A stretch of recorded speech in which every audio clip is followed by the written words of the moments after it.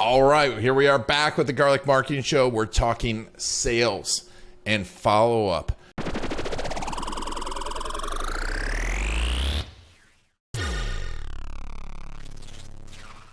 The word fortune and follow-up is not a cliche. It is the truth, and I've got an expert in it, Jim Padilla. Thank you so much for being on the Garlic Marketing Show. Hey, absolutely. Thanks so much for having me on, Ian. Before we get into it, I always like to start with stories, and I didn't tell you I was going to ask you for a story before the show, but you're a sales guy, so I'm assuming you have a story of someone that you helped improve their follow-up and transform their business. Tell me one. Yeah, definitely. Well, that's actually how this particular business model got started. We worked with a rock star in the coaching industry named Bill Barron, and he brought us on to, he was getting ready to do his first 7-figure launch. And of course, I didn't even know what a launch was. We hadn't done any before. Of course, as a good entrepreneur, we said yes. And, immediately had to learn what all the nuances of a launch so that we can run this thing. Hired a bunch of team, and had no systems or anything in place but a Google Doc. And we spent the next month, following up all the opportunities, and produced a $1.6 million launch. Stepping into essentially you generate the traffic. We pursued all the leads to completion, sale, and that is, that was how this business was born, because the next 2 weeks later, there was a line at the door of people wanting our services to be able to follow up and pursue all of their activity. And of course, now we're 8 years later, $250 million worth of sales later, a whole, millions of dollars worth of support systems and structure later. And now we're, the most loved, well-respected sales support in the industry, and very blessed. Worked with a lot of amazing people. It's interesting though. This is the whole follow-up piece is something that's been a core to my business success, because I don't understand how most people don't do it, because we make more money in follow-up than we don't. And when I was in the sales game as a sales guy for hire years ago, in every business that I've been in, first day in the business, I always would go to all the people who were producers, and I would say, hey, who is still on the fence for you that you need help following up with? And I would follow up all of their leads for them, close sales and split sales. That way I can start getting paid right away. That's super smart. I think it's something that people leave on the table all the time, and I don't understand why. I want to talk to, how you create, because you have some awesome systems on creating, and that's what I want to talk about, because I think it is around systems, right? And it's being systematic with it. It's not automation, though, is it? It's systematic without being automated. No. All right. Yeah, that is a big difference. For some reason, when we say system, people automatically think automation. Yeah. You have a system for brushing your teeth, right? And there's no automation involved. You get up, grab it, you open it, maybe your right hand, maybe your left hand, you squeeze it. Some of you dump it, some of you dab. I don't know. You got a system though, right? So there's a system for everything. And then you determine what needs to be automated. Everything doesn't need to be automated. And in today's market and economy, I'm going to suggest to all of you, the theme for this conversation is going to become recession proof. And you need to become recession proof. You have to be visible. You have to be present. People need reassurance, because they're doubtful, they're concerned, they're feared. They don't know what's going on. They don't know where to go. They're worried about inflation. They're worried about their future.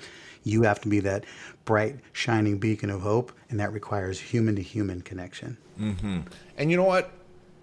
I think there's a better, better than recession proof. I think it's recession opportunistic. Because I started this company in the recession, and the last big one, everyone's like, you're crazy. And I'm like, that was the best time ever. And every time, those are always the biggest opportunities, aren't there? Is when everyone's so scared. Always. When you're going to make the most money, you're going to stand out in the crowd, and everyone's, the last time everyone's like, in this economy. I'm like, what do you mean in this economy? People are still spending money. It's just, and there's new businesses being started and new opportunities. But like you said, it's follow up. And I bet you, so before we even get into that, into the importance of how you do the follow up, what would you say is the absolute key mindset in follow up that you have to have? My philosophy is follow up until they buy or die, first of all. And because you cannot assume facts not in evidence. Most of the time, you listener, I'm talking to you, you assume that because they haven't responded to your message that they're not interested. That is you assuming facts not in evidence. All you know for sure is they haven't responded. I'm a busy guy. Sometimes you have to call me 11 times just before I even realize you're serious or you need something, right? And you cannot ever assume that. I don't assume until you tell me, get out of my face and stay out of my life because I don't need this, which doesn't ever happen. Then I'm not stopping, right? I have a guy that's been calling me for 4 years selling a product, and I'm not going to name because we all know the agency he works for. He works for a big company. And they're trying to get me into this mastermind that I'm very interested in, just not yet. But I told him, I said, please keep calling me because if it's up to me, I won't call you back. So he calls me about every 60 days. And he calls me and lets me know what's going on. He's been doing that for 4 years. I think I know who it is. I will buy from him. I just don't know when. I get those calls too. But you're right. But I have to correct you. When I first started selling marketing services in 2003, 2004 in Long Island, New York, I had many people tell me never, ever, ever to come back. I did come back, but but that's a whole different story. To your point, you've got to keep following up. So I love that. So, because I think so many people are like, I need a new lead, and not taking in control of the leads that they have. So yeah, you know what else? What I learned with that too, and sorry to cut you off. No. I know where you're going, but one of the things that I see as a big problem for people is if you're not pursuing follow-up, if you're not pursuing people who've already had an opportunity to engage you, one of the biggest things that tells me is you're not looking at your numbers. Mm-hmm. Your financials, right? Because the most expensive thing you do in your business is acquire a lead, acquire a client. And once you've gone through the effort and the painstaking trouble to get somebody to say yes to something for you, meaning, yes, I'm willing to get into your world. Yes, I'm willing to jump on your webinar. Yes, I'm willing to talk to you. I'm just not willing to buy right now. You've already done 90% of the work. Why on earth do you want to go start all over again with somebody who's never met you, never heard of you, who doesn't know you exist, and try to move them all the way along again? Now, still keep doing that, but prize every single person who you've had an opportunity. Maybe today just wasn't the day. Mm-hmm. Maybe you weren't clear. Maybe they just needed more time in the crock pot, right? And you're busy trying to microwave them. Yes.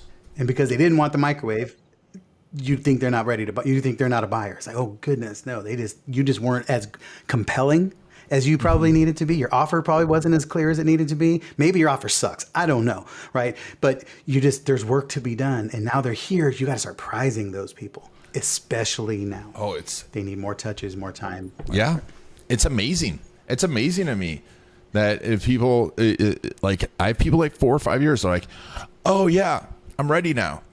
And I'm like, okay, awesome. Yeah, I'm like, yeah, that proposal from 5 years ago has gone up a lot in price, but we can talk about it. Yes. And, it's so true because I was just talking in a group, and someone's like, they ghosted me. And I'm like, you also just don't know what's going on in their life, right? Correct. It's not just about you. Like, people get sick, the family issues come up. They want to do that. You have no idea. They stubbed their toe. They got hit in the head. You have no idea what's going on in their life. All of the standard issues of life, but also we give ourselves way too much credit for being as good at this as we are. Most of us are not, right? This is what I do for a living.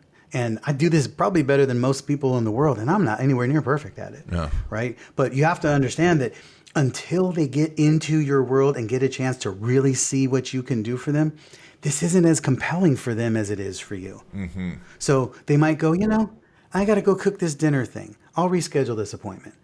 And you think, what are they doing? But they don't know how serious this is or important this is until you've had a chance to really share it with them. Yeah. Right? So don't assume that they're not interested. Yeah. It's so true. And I know we're going to get into your system, but the other thing I want to talk about too with you is because one of the things people have always told me is, well, I get my best clients come from referrals, and I close 80% of my business, and I'm like, that is, do you agree with me? That's a very dangerous thing to be relying on referrals, because it gives you like that false positive that you're a great salesperson. Yeah, the only exception to that statement is if you have a system that generates them predictably. Yeah. If you have that, then you know you count on it. If it's something you just get, that's risky. Yeah, that's risky. Yeah. And also it makes you think that you're a great salesperson, because referrals close faster, right? And the person's already pre-sold coming in. And so how do you develop a great follow-up system? Yeah, well, first it's understanding, something that I call the 90-10 fallacy, right? All of our clients, we work with a lot of, very well-known, high-level experts and everybody from the biggest guys all the way down to the guys just trying to figure it out. We're all just trying to figure it out. But everybody's in this game of a mad dash for cash, right? We're trying to go from click to cash as fast as possible. Everybody's trying to set land speed records for how fast can somebody see a Facebook ad to how fast they'll buy my high ticket item. And that's a cool game to play. And please play it, because there are people who will buy that. However, you're talking about 3 to 7% of those people who are going to buy that. That means you got 93 to 97% of those people who need more time in your world, more exposure to you, more understanding of the problem, more clarity that you can solve it. All of the things that happen when they stay in your world over time, show up on a webinar or two, consume some video content of yours, get in your Facebook group, do all of the things that you would do to build a relationship. Right? So you first need to understand that you are that 90% of the people who come into your world at first are not going to buy from you until they see more. So you have to have something that delivers more. And it doesn't always come in the form of automation and what we call nurture. Nurture is great, and please don't stop doing it. But most people don't respond really well to the nurture. But once you've spoken to somebody or given somebody an opportunity to buy, and now they're having a personal relationship with you or a salesperson who is now working what we call a pipeline, right?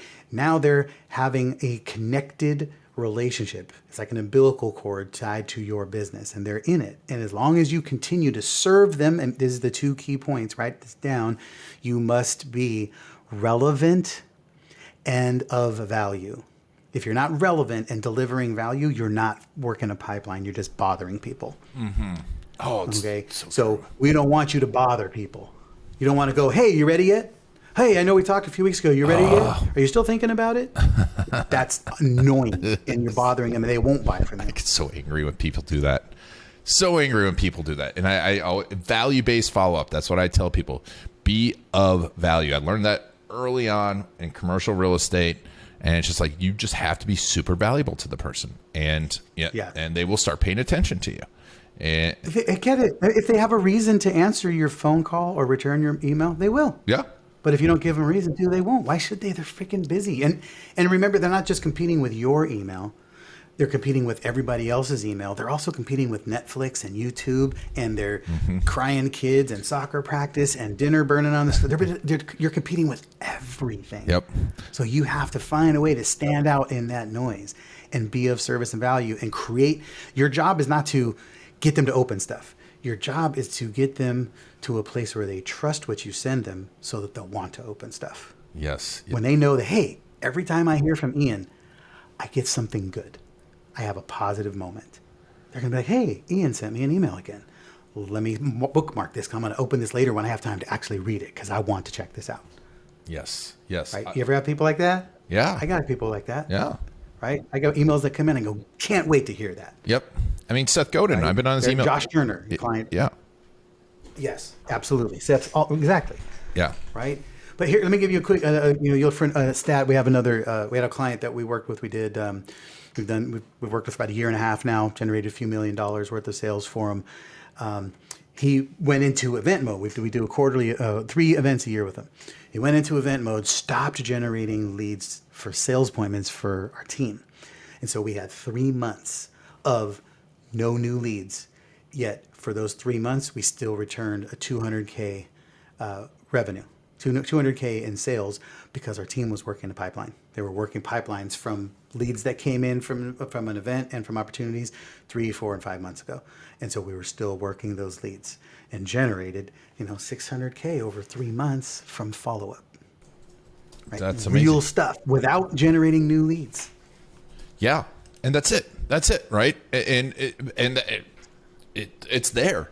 It's there. If you have a decent product, it's there. Now you go ahead and make an incredible offer and you start to build better offers and you send out new offers. It's there. So, you're talking value-based follow-up. And when I saw, Jim gave a great presentation. I'll do a shout out to Dove and JVMM. It's a great group. Yes. And Jim came in and gave an amazing presentation on being value-based follow-up. So what are the different ways that you can bring value-based follow-up? Yeah, well, first is recognizing and understanding that what a pipeline is and what a pipeline is not. Right, a pipeline is relevant, timely, and measured. Right, it's meaning like you actually have an intention of what you're going to get to somebody and when. You want to make sure it's valuable, meaning valuable to them. And here's the most important part: it doesn't always have to be your content. Right, so I happily send content from my clients, from my partners, from other people, if I know it's of value to you. It should also be personal and unique, meaning everybody on your list doesn't get it, right? If I'm in engagement with you, Ian, and we've had a conversation about you've just not had success getting people to your show up rate for appointments. Well, that's a problem that needs to be solved. And then I'll like, oh, hey, I did a training on that, or I come across a podcast that speaks to that. I'm going to send it to you personally. Hey, I know you were having some struggles with this. This podcast was awesome. It speaks exactly to that. Let me know what you think. That tells them I listened, I heard, I care about you. You mean something to me, and I'm taking care of you, right? That clearly is not a blast broadcast email. That's somebody saying, I'm here with you. And that podcast may not have even been mine, right? I'm sending you something that I came across of value to you. I read an article. Maybe Elon Musk said something about follow-up. And I'm like, whoa, check it out. It's even important to Elon Musk. Check this out. Third-party validation, right? There's so many ways you can be valuable to people. It doesn't have to be pushing more of your stuff in front of them. We actually had to go to our marketing team this week. Our marketing team, they're driven by numbers. They got to produce. We have all kinds of metrics we check every day. And I went to them yesterday and we told them, stop making offers. They're like, wait, what? We got an event in 3 months. I'm like, right now for the rest of this month, just build a relationship with people. Just serve. We'll make some more asks later, but right now I want them to feel that we are here for them and feel that we got them. Right. And that's hard for marketers. So, I got direct response copywriters. They're like, we need to get people to come. I'm like, yes, we want them to respond, but it doesn't always have to be to want to buy something. Yep. That's a good point. And they will value. Yep. That's a big point that you have there. Even though it's direct response, that response doesn't have to be to buy something. It can be just click through and respond because you're building that relationship when they respond, right? Very much, So you want to have a system and a process for that, and just think about through. If you don't have to. Here's the problem that I see people have both in sales and in marketing. Is we get so focused on trying to deliver the greatest strategy and tactic instead of just deliver the best value and relationship. If I care about you and I want you to know that I was thinking of you, then I can just reach out to you and say, hey man, I was just thinking of you and I have something I want to share with you. Can we jump on a call? Yeah. Are you going to respond to that? Yeah. More likely, this way, I never get anybody who doesn't, right? When I send that versus, hey, check out my new podcast episode. Here, check out my new opt-in. Hey, and even if it's of value and it's well written and it's still just stuff. Nobody cares about stuff unless they care about it in that moment, right? But if I'm telling you that I was thinking of you, or say, hey, check it out. Let me know. I'm considering doing this specific training for 5 people, and you're one of the ones I was thinking about based on our previous conversation. Respond and let me know. As soon as you respond, you've now white labeled my email. You've now increased my open rates and my conversion. You're improving my delivering sendability rates, right? Or I can say, hey, please click on this to and white label me. Why would I do that when I can just get you to do the behaviors that make you white labeled? Mm-hmm. And it's giving value, building a relationship. It is. And I love that. And it's, and it's one of these things. It's simple, but not necessarily easy, right? Everyone wants it to be automatic. No. But it's Right. it's what's going to stand Right. out. Huh. Yeah. I mean, Man, our sales team, we're that's one of our things, man. Our team is always looking for, how do I save more time? How do I do more? They're like, hey, can we just get this to be automated? I'm like, no, this part has to be from you. yeah. We had a list from our client. We had, 1,800 people register for their live event. 900 of them showed up on day one. And we had 900 people to text, say, hey, we're getting the event started. Where are you? They're like, can we just put out a blast text? We're like, no, you're going to do these 80. You're going to do these 80. You're going to do these 80, and you can do them all in an hour. Just go. Yeah. I know. It's like, but they're getting a personal outreach And you don't forget that from stuff. somebody who cares. You don't forget it. No. Right. And so how do you systematize this? Because it's like, for me, if I don't have a system in place, I love all these things and I'm willing to put in the work. But if I don't put a system in place, like you said, I get distracted, right? And it's like, oh, I'm over here and I'm over here. How do you systematize this? So one thing, these are not like written in stone gospel numbers. You just need to have a system that you can follow and be predictable. When I meet with somebody, first, I want to give them 7 touch points over 21 days post our conversation. Right. So that's a standard. It's numbers. It works. You can you can do 3 in 3 weeks. You can do 20 in 30 days, whatever. Then just the main thing is have something that you can stick to. And the only way you're going to stick to it if you've already got a predetermined process and to ensure it. Because if you want the behavior, you have to have a system that ensures the behavior. So I look for immediately 7 touch points over the next 21 days. And then after that, then there's a break, right? Over the next 30 days, then they just go into nurture. And then 30 days later, we go start up again, 7 touch points in 21 days that are personal, okay? So this comes from the salesperson.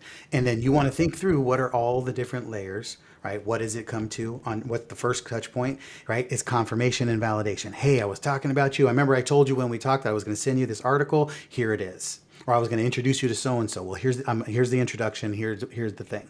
Or here's this podcast that I was listening to that I wanted you to hear, right? So you're sending something. What we have to do, we build what we call a swipe file.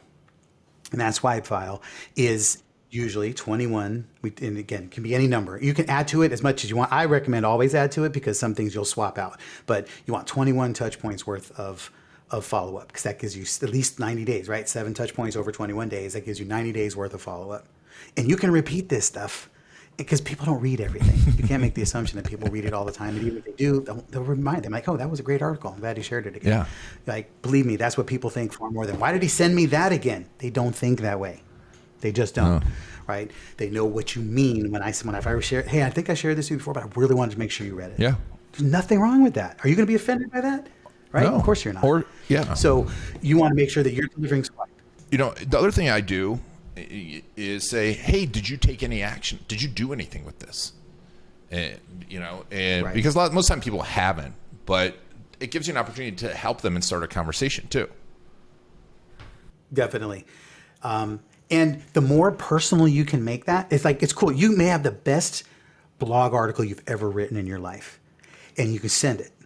And you can say, hey, here's my blog, my newest blog. Or you can say, hey, I know that you're struggling with your follow-up and you're looking for new ways to make it happen. And I have put dedicated time. I was inspired and I put this article together with you in mind. And there are some really good tips. Make sure you check out paragraph 2 because that's my favorite nugget in this thing. Right? You're giving specifics and reference. What do you think they're going to do? They're going to open it up. They're going to go to the blog and they're going to just go right to paragraph 2. Because they don't want to read the whole thing until they can read paragraph 2 and go, wow, that was awesome. And then they'll probably read the whole thing, right? And then it's awesome because now you can follow up and say, hey, I just wanted to make sure that you were able to read it. And did you get a chance to read paragraph 2? Right? So if you don't do it in the initial, you do it in the follow-up. I want to point you back to paragraph 2. Or we've been getting a tremendous amount of feedback. Everybody loves point number 8 because they've been able to implement it right away. I'd love to hear if you're doing it too. Love it. Love it. And so, obviously we're big into customer stories, videocasestory.com. We love to collect them, craft them, make different versions of them, cold, warm, hot. But one of the things I tell people all the time is you should be sending out your customer stories, not testimonials, but stories. Do you do that too? Because all the best salespeople I know sell with story. Right. Yeah, as much as we can. Because you want to get people into, again, it's all about relationship. If you can get people connected, what do you do with your friends? You tell them stories. Hey, this is what happened. Hey, this guy I saw and this person, you should see what happened here.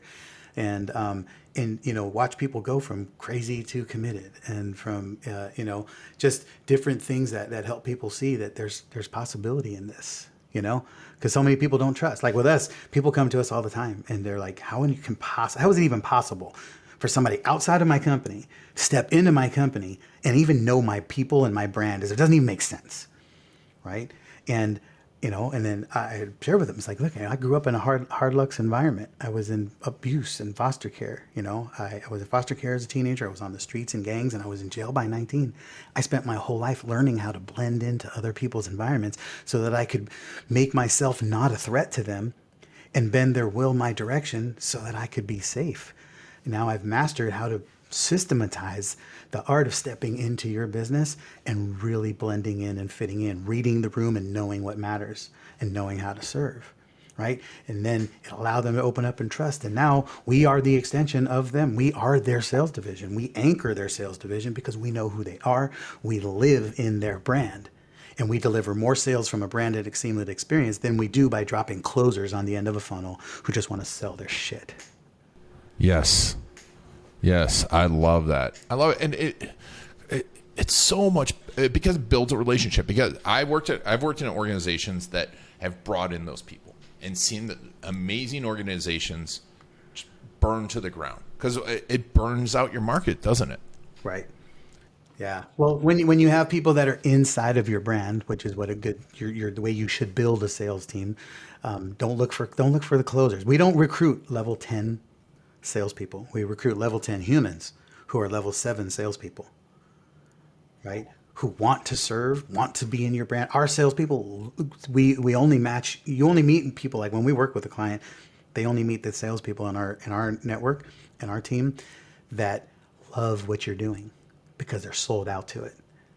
If we have somebody who thinks what you're doing is crazy, or I don't know about that, great. You'll never meet that person. You're only going to meet the salespeople who really are all in. And our team, one of the things they drive for the most is delivering your mission and your product and your movement and that stuff. My team's crazy like that.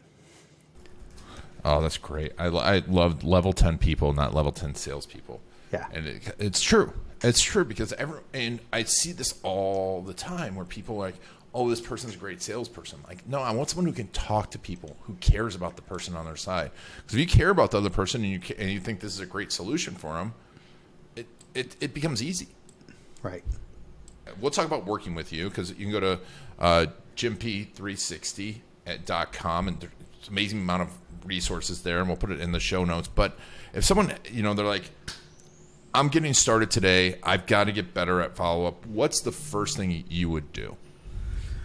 First thing that I would do with them is get crystal clear, really dial in on the offer. We look at, is your offer actually making sense? Are the people not buying because they're not ready to buy? Or are they not buying because your offer is not compelling? So we want to fine tune your offer so that it's speaking the right person. Then it's, what first thing we'll do after that is we will ABC your list, right? ABC your people. Go back to all the fence sitters. We're doing it literally just an hour ago with our team. So go back to everybody we've spoken to in 2022. We've separated them by category, ABC them, and based on probability of win rate. And you got to be honest with yourself. Don't be like, oh yeah, we had a great fuzzy conversation. That doesn't mean it's a high probability of win. The person who actually has the problem that you can solve and that they need to do something about it, you just couldn't get them over the hump, right? High probability of win rate. Separate your A, B's, and C's, and then you reach out to them. You reach your A's with a specific theme, right? You're talking urgency, and here's a perfect message for you. Write this down. I was thinking about you, and I have an idea. Let's have a conversation. I was thinking about you. I have an idea. Let's have a conversation. Now, you better have something for them. Right? Because if you're the expert of their problem, you should have some idea. And I'm assuming you have thought about that client because you're wondering why they didn't buy or what they're doing or how they've solved their problem. Right? Send that out to 10 people or 100 people if you've got enough of them. Right? And I guarantee you get some people back to the table to have a conversation. And you have a new level of urgency, clarity around the offer. Say, hey, look, this is our solution. Your solution is not your offer. Your solution is what you do to solve the problem. Your offer is how you package it. Mm-hmm. That's so smart. And I love that you talk about offers. You've got $100 million offers there. It's a great book, but it is about clarifying your offer and then making it better, listen to people, making it better, and talk to them. Talk to them about what's working and what's not. Folks, this all seems so simple, I know, but it's genius stuff. That right there, that message, I was thinking about you, and I've got an idea for you. I've never seen anyone do that to me. Right? Right. It's, can I talk to you for a few minutes? Like, no. Give me a reason you want to talk to me. Give me a reason for the conversation, not a reason that you want to sell me. That's great stuff, Jim. And I really appreciate it. So tell me about working with you, what you all do. Well, simply, we provide sales teams. We scale companies with sales teams. And we do, the first step, of course, is making sure that you are scalable.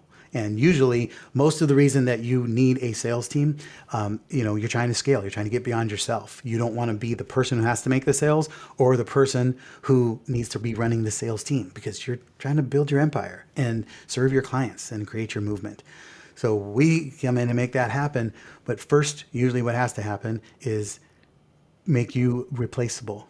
And part of the reason you're the one who has to make all the sales, or you need a top tier sales closer, is because your offer sucks.